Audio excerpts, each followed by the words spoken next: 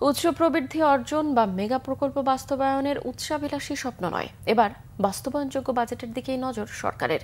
সেই লক্ষ্যে প্রতিবারের মতো বড় বাজেট ঘোষণার নীতি বিসর্জন দিয়ে এবার ছোট বাজেটের পথে হাঁটছেন অর্থ উপদেষ্টা ডক্টর সালেউদ্দিন আহমেদ।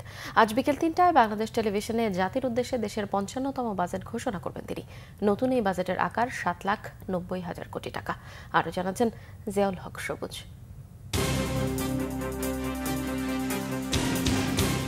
দেশের আয় ব্যয়ের দলিল জাতীয় বাজেট।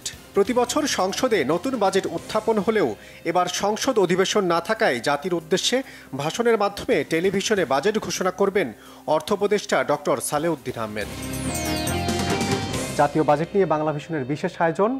কেন্দ্রীয় ব্যাংকের সাবেক গভর্নর বা অর্থনীতিবিদ হিসেবে প্রতি বছর এই সময়টাতে বাজেট বিশ্লেষণে ব্যস্ত সময় পার করলেও এবার তার উপরই দায়িত্ব পড়েছে বাজেট ঘোষণার।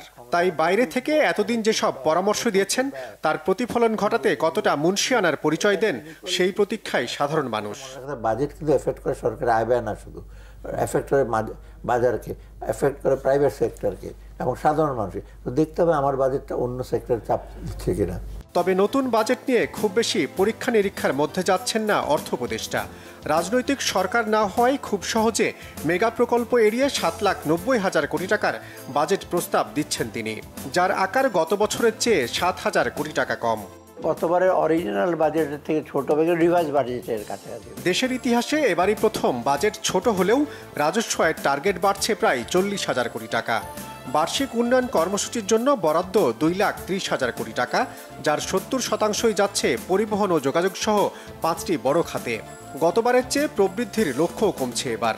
বাজেটের মূল লক্ষ্য মূল্যস্ফীতি ৬% কাছাকাছি রাখা। ওয়েবারগুলো আস্তে আস্তে আমরা কমিয়ে দিচ্ছি। তেমন ওয়েবার একেবারে অত্যাবশ্যক এই সাথে ওয়েবার দেবো, ফুড, তারপরে যে খাবার দাবার এটা সেটাগুলো তো মিনিমাম ইস্যু থাকবে। কিন্তু যারা একটু ট্যাক্সেবল ক্যাপাসিটি আছে, এসে আছে, আগে অনেক ওয়েবার দিয়েছে, অনেক ইন্ডাস্ট্রি অনেক ওয়েবার পেয়েছে অযৌক্তিকভাবে, স্পেসিফিক ইন্ডাস্ট্রি বলে দেওয়া হচ্ছে সেভাবে, সেটা যেন না হয়। গণ অভ্যুত্থানের পর প্রথম বাজেট হওয়ায় জুলাই যোদ্ধাদের জন্য কিছু বরাদ্দ রাখছেন অর্থ উপদেষ্টা। কালো টাকা সাদা করার অবাধ সুযোগ বন্ধ হলেও থাকছে জমি ও ফ্ল্যাটে সেসব অর্থ বিনিয়োগের সুযোগ। ৭১-এর পর দেশে এ পর্যন্ত ১৪ জন অর্থমন্ত্রী বা উপদেষ্টা ঘোষণা করেছেন ৫৪টি বাজেট। এর মধ্যে দেশের ইতিহাসে সবচেয়ে বেশি ১২টি করে বাজেট দেন বিএনপির সময়কার অর্থমন্ত্রী এম সাইফুর রহমান এবং আওয়ামী লীগের অর্থমন্ত্রী আবুল মাল আব্দুল মুহিত। ২০০৭ এবং ৮ সালে সংসদের বাইরে টেলিভিশনে বাজেট ঘোষণা করেন তত্ত্বাবধায়ক সরকারের সাবেক উপদেষ্টা ডক্টর এবি মির্জা আজিজুল ইসলাম।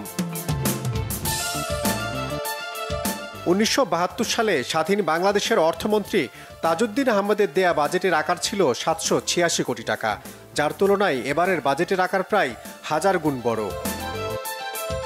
জিয়াউল হক সবুজ, বাংলা ভিশন, ঢাকা।